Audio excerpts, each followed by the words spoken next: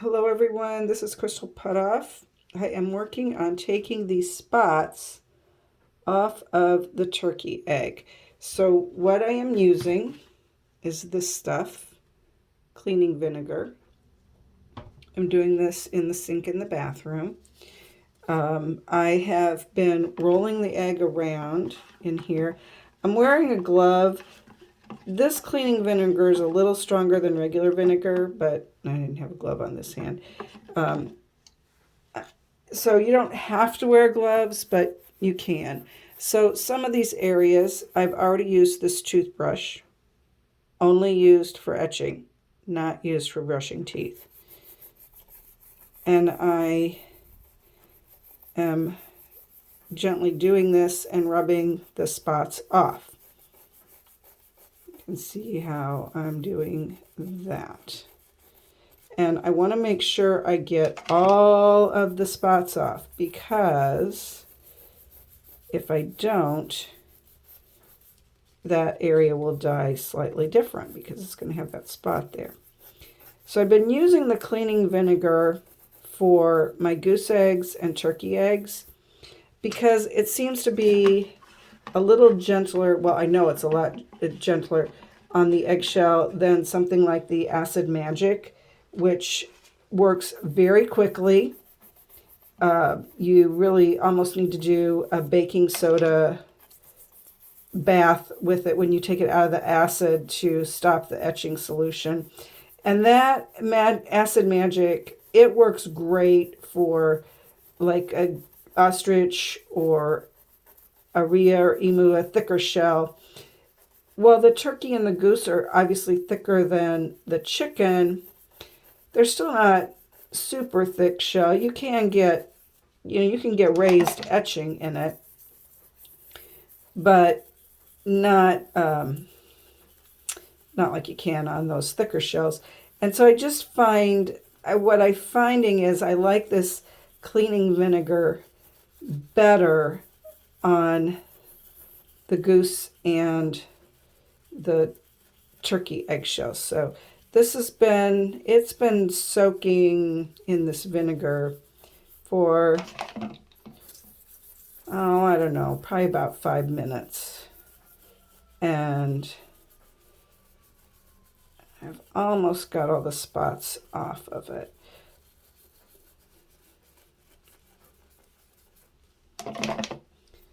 It's probably not the most exciting thing watching me do this, but they come off pretty easily.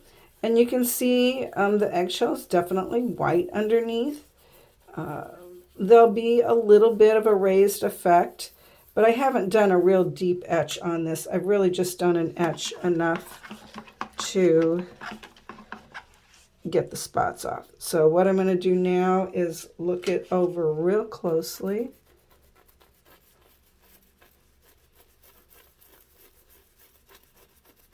Make sure.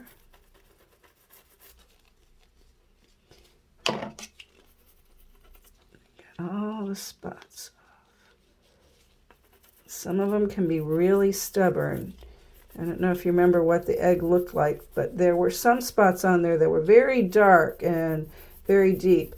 I didn't mention it when I was putting the wax on, but those spots are actually raised. So when you're putting the wax on a turkey eggshell, it's very rough, very bumpy. That's just, that's how it is if you're leaving the spots on there. Now, if you've taken all the spots off, it is a beautifully smooth shell. So I don't know if you can see that. It's a beautiful shell. So I am now, oh, there went the toothbrush onto the floor.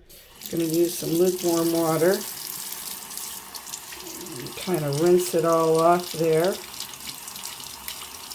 The next step is I will draw the rest of the pattern on there that I need to have drawn on there, and then start waxing everything that I want to be white.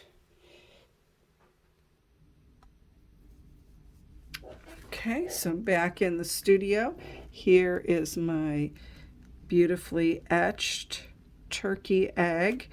Everything that's waxed has that natural color on it.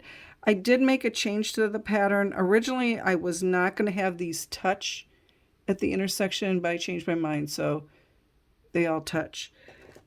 So what I am going to use for here, I got myself a Christmas gift. I got this. I can't read anything it says. But it is Stoya Sashuk.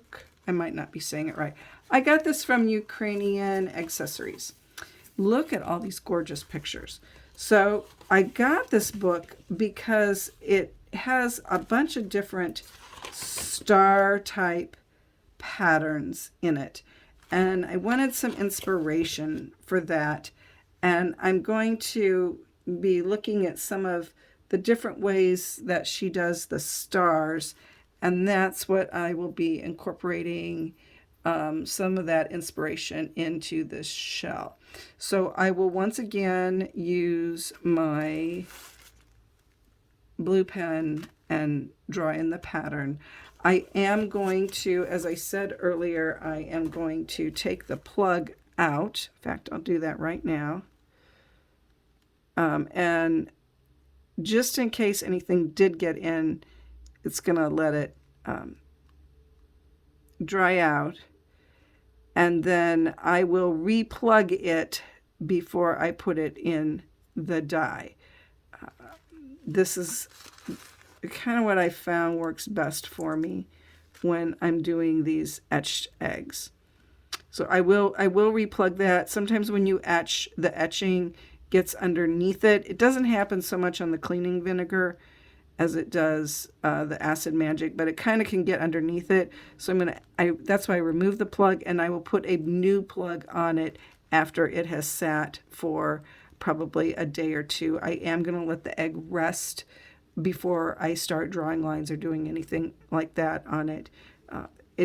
I think it just helps the egg take the dye better if it has a chance to kind of recover from being in the acid. So it's just going to sit right there until I'm ready to work on it again. So thanks for watching. Stay tuned. We're going to start adding some color and design to this very soon.